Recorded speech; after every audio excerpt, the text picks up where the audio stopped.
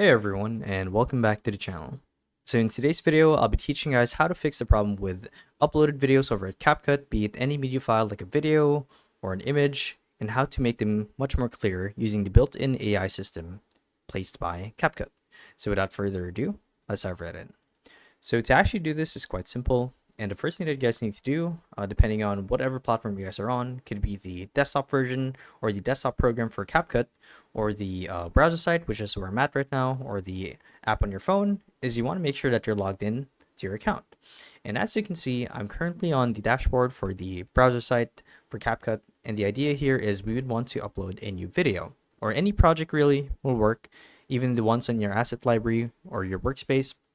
So if I were to click on new video, like so, and select a video that I want to upload.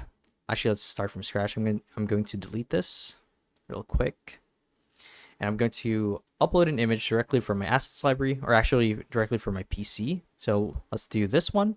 And if you guys go to the right hand side of the screen, so you want to navigate to the very right, so you see Smart Tools. So Smart Tools is the option between background and audio, so it's this one right here. And the thing about this is CapCut has actually built-in AI plugins in place to actually help you enhance the image quality for your videos. So if I were to click on Smart Tools, you'll see that there's an option that says Retouch.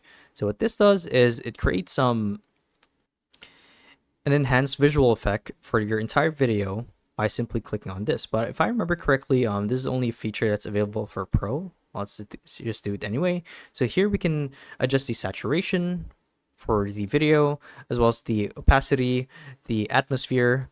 We can have it. You can adjust the makeup of people, reshape the body. You can even make them look much better. This with the retouch tool, and it's honestly that simple. Simply hit save, export, and upload the video or the project. And that's all it really takes. So yeah, thank you guys for watching the video, and we'll see you in the next one. Bye-bye.